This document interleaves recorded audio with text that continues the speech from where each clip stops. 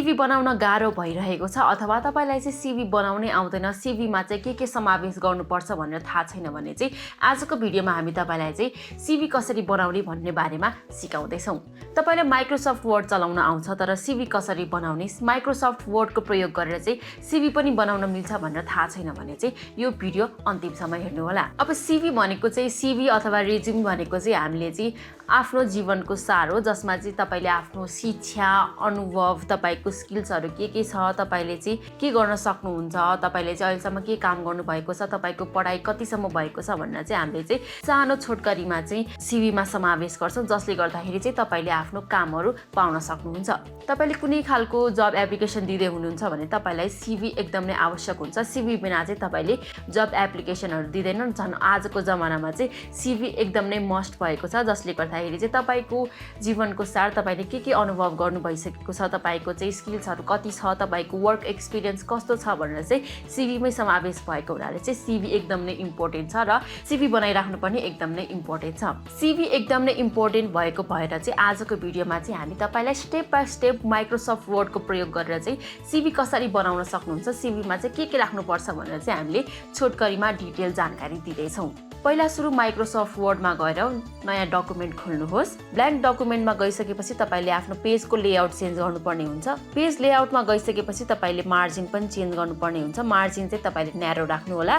त्यसपछि ओरिएन्टेसन चाहिँ पोर्ट्रेट राख्नु होला। सिभी बनाउँदाखेरि तपाईले मोस्ट इम्पोर्टेन्टली याद गर्नुपर्ने भनेको चाहिँ तपाईले फोन्ट साइजहरू चाहिँ सिमिलर एउटै खालको राख्नुपर्छ। तपाईले चाहिँ थरी डिजाइन गरेर अथवा तपाईको अल्फाबेटहरू चाहिँ कुनै इटालिक, कुनै चाहिँ बोल्ड गरेर चाहिँ नराख्नु होला। तपाईले आफ्नो सिभी बनाउँदाखेरि चाहिँ फन्ट चाहिँ सकेसम्म सिम्पल खालको राख्नु होला, जस्तै कि क्यालिब्री र एरियल, र फन्ट साइज पनि तपाईले हेरेर मात्र राख्नु होला। तपाईको सिभीमा युज हुने बडीको साइज चाहिँ फन्ट साइज चाहिँ 11 अथवा 12 राख्नु होला भने चाहिँ तपाईले टाइटलको चाहिँ तपाईले 14 देखि 16 सम्मको राख्न सक्नुहुन्छ। तपाईले अब धेरै ठुलो अथवा धेरै सानो राख्यो भने चाहिँ आँखाले हेर्दा चाहिँ राम्रो हुन्छ, तर हायरिङ म्यानेजरले हेर्दाखेरि चाहिँ नराम्रो देख्ने हुँदाखेरि चाहिँ तपाईले सकेसम्म चाहिँ फन्ट साइजहरू सबै नै सिमिलर राख्नु होला। टाइटलको चाहिँ अलिकति बडी भन्दा ठुलो गर्नु होला, जसले गर्दाखेरि चाहिँ यो यसको समरी हो है भनेर चाहिँ थाहा हुन सक्छ। आजको भिडियोमा चाहिँ हामी तपाईलाई 7 भागमा चाहिँ सिभी बनाउने तरिका बताउँदैछौँ। पहिलो नम्बरमा रहेको छ हेडिङ। यसमा चाहिँ तपाईले हेडिङ भनेर चाहिँ राख्नु पर्दैन, सिधै तपाईले चाहिँ आफ्नो नाम, तपाई कहाँ बस्नुहुन्छ अनि त्यसपछि तपाईको फोन नम्बर राख्न सक्नुहुन्छ।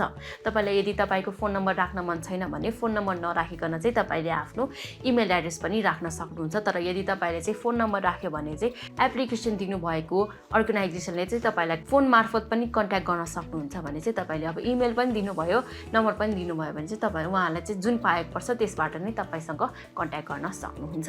तपाईले आफ्नो नाम चाहिँ बोल्डमा राख्नु होला, किनभने चाहिँ यो कसको सिभी हो भनेर पत्ता लगाउनुको लागि चाहिँ त्यो हेडिङ भनेर चाहिँ हामीले नदिने भएकोले चाहिँ आफ्नो नाम राख्ने भएकोले चाहिँ आफ्नो नामलाई चाहिँ बोल्डमा राख्नु होला। त्यसपछि दोस्रोमा रहेको छ समरी। समरी अथवा अब्जेक्टिभ। तपाईले चाहिँ अब म यो हो, मैले चाहिँ यो गर्न सक्छु भनेर चाहिँ लेख्न सक्नुहुन्छ। यसमा चाहिँ अब तपाईले सिम्पली चाहिँ अब तपाईको लक्ष्य के हो तपाईले चाहिँ छोटकरीमा दिन सक्नुहुन्छ भने चाहिँ अब तपाई यदि कुनै आईटी स्टुडेन्ट हुनुहुन्छ भने चाहिँ I am a passionate IT graduate seeking to grow in software development टाइपको चाहिँ तपाईले लाइन लेख्न सक्नुहुन्छ अथवा सेन्टेन्सहरू लेख्न सक्नुहुन्छ, जसले चाहिँ तपाईको आफ्नो व्यक्तिगत बारेमा चाहिँ यसमा चाहिँ छोटकरीमा चाहिँ समावेश होस्।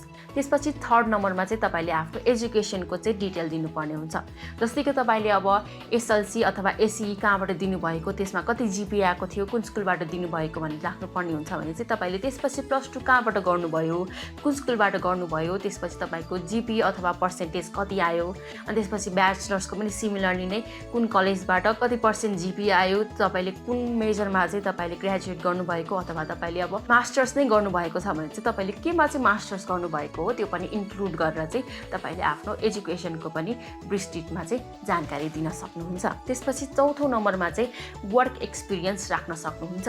अब वर्क एक्सपिरियन्समा चाहिँ तपाईले अब आफूले के काम गर्नुभएको छ, जस्तै अब तपाईले चाहिँ अब कुनै डेभलपरको इन्टर्न गर्नुभएको थियो भने इन्टर्न एट दिस कम्पनी भनेर from this year to this year भनेर चाहिँ तपाईँले राख्नुभयो भने चाहिँ उहाँहरूले चाहिँ तपाईँले कुन कम्पनीमा चाहिँ के काम गर्नुभएको हो, कति समयको लागि काम गर्नुभएको हो भनेर चाहिँ थाहा पाउँछ। त्यही भएर चाहिँ डिटेल इन्फर्मेसन चाहिँ दिनु होला। डिफ्रेन्ट ठाउँमा चाहिँ डिफ्रेन्ट जब रोल गर्नुभएको थियो भने चाहिँ त्यसमा पनि तपाईँले बुलेट पोइन्ट युज गरेर चाहिँ तपाईँले सम्पूर्णको जानकारी दिन सक्नुहुन्छ। तर तपाईँले आफ्नो वर्क एक्सपिरियन्स राख्दाखेरि चाहिँ सकेसम्म चाहिँ 6 मन्थ्सभन्दा कमको जबको चाहिँ तपाईँले सिभीमा इन्क्लुड नगर्नुहोला। यसले गर्दाखेरि चाहिँ तपाईँको सिभी लामो पनि देखिन्छ र त्यो अनि एकदम नै तपाईँले जबहरू धेरै स्विच गरेको जस्तो पनि देखिन्छ। त्यही भएर चाहिँ वर्क एक्सपिरियन्सहरू राख्दाखेरि चाहिँ तपाईँले कुन कम्पनीमा तपाईँको जब एप्लिकेसन दिँदै हुनुहुन्छ अथवा तपाईँले चाहिँ कुन पोजिसनको लागि तपाईँले एप्लिकेसन दिँदै हुनुहुन्छ त्यो अनुसारले पनि तपाईँले वर्क एक्सपिरियन्सहरू चेन्ज गर्न सक्नुहुन्छ। त्यसपछि 5औं नम्बरमा रहेको छ स्किल्स सिपहरू। तपाईँसँग के सिप छ, तपाईँले माइक्रोसफ्ट अफिस चलाउन आउँछ, तपाईँलाई ट्रान्सलेट गर्न आउँछ, तपाईँलाई वेब डेभलप गर्न आउँछ, तपाईँलाई चाहिँ डिजाइनिङहरू गर्न आउँछ, भिडियो एडिटिङहरू गर्न आउँछ, अडियो एडिटिङ गर्न आउँछ, तपाईँले चाहिँ के तपाईँले जान्नुहुन्छ त्यो चाहिँ तपाईँले बुलेट पोइन्टमा चाहिँ पोइन्ट आउट गरेर राख्न सक्नुहुन्छ। तपाईँले चाहिँ कुन जबको लागि एप्लिकेसन दिँदै हुनुहुन्छ त्यो अनुसार नै त्यसमा फिट हुने खालको चाहिँ स्किल्सहरू तपाईँले एड गर्दै जान सक्नुहुन्छ भने चाहिँ त्यसमा चाहिँ कुनै खालको रिलेभेन्ट स्किल्स छैन भने चाहिँ त्यसलाई पनि तपाईँले हटाउन सक्नुहुन्छ।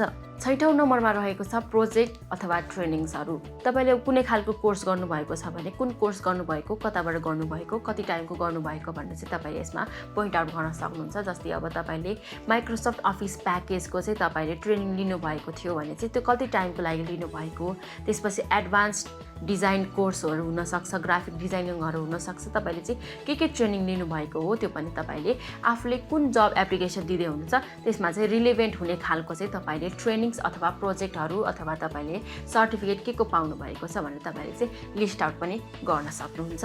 7औं नम्बरमा चाहिँ रिफरेन्स भनेर चाहिँ राख्न सक्नुहुन्छ। यदि तपाईँले चाहिँ पहिला नै जब गरिसक्नु भएको छ भने तपाईँको बारेमा बुझ्नको लागि चाहिँ जसले चाहिँ तपाईँको रिफरेन्स दिन सक्नुहुन्छ उहाँको चाहिँ तपाईँले व्यक्तिगत विवरण जस्तै नाम अनि त्यसपछि इमेल, फोन नम्बरहरू तपाईँले दिन सक्नुहुन्छ। तर यो एक कम्पलसरी चाहिँ छैन। त्यही भएर चाहिँ यो तपाईँलाई रिलेभेन्ट लाग्छ भने चाहिँ राख्नु होला अथवा रिलेभेन्ट राख्दैन भने चाहिँ तपाईँले नराख्न पनि सक्नुहुन्छ। यो अप्सनल भएकोले चाहिँ एज अ टिप मात्र चाहिँ यो मैले भनेको, त्यही भएर चाहिँ यसलाई राख्नु नै पर्छ भन्ने चाहिँ छैन। तपाईँले यो सबै गरिसकेपछि चाहिँ आफ्नो सिभीलाई चाहिँ फर्मेटिङमा गएर चाहिँ फर्मेट गर्नु होला, जसले गर्दाखेरि चाहिँ तपाईँको सिभी चाहिँ अलिकति एट्र्याक्टिभ देख्छ र यसले चाहिँ तपाईँको हायरिङ म्यानेजरले चाहिँ आई क्याच पनि गर्न सक्छ। तपाईँले यो 7वटा विवरणहरू पढिसक्नु भएपछि चाहिँ तपाईँले फर्मेटिङ पनि गर्न सक्नुहुन्छ। फर्मेटिङ गर्नु भइसकेपछि चाहिँ तपाईँको सिभीको लुक्स चाहिँ अलिकति एट्र्याक्टिभ देख्न आउँछ। अनि तपाईँले प्याराग्राफहरूमा लेख्नु भएको छ भने सबै चाहिँ तपाईँले बुलेटमा चाहिँ पोइन्ट आउट गरेर लेख्नु होला। तपाईँले लङ प्याराग्राफ लेख्नुभयो भने चाहिँ त्यो राम्रो देखिँदैन र हेर्दा पनि राम्रो देख्दैन। हायरिङ म्यानेजरले हेर्दाखेरि त झनै राम्रो देख्दैन। त्यही भएर चाहिँ सकेसम्म चाहिँ सबै पोइन्टहरू चाहिँ बुलेटमा राख्नु होला, लामो नबनाउनु होला। तपाईँले आफ्नो सिभी चाहिँ सकेसम्म 1 पेजको मात्र बनाउनु होला।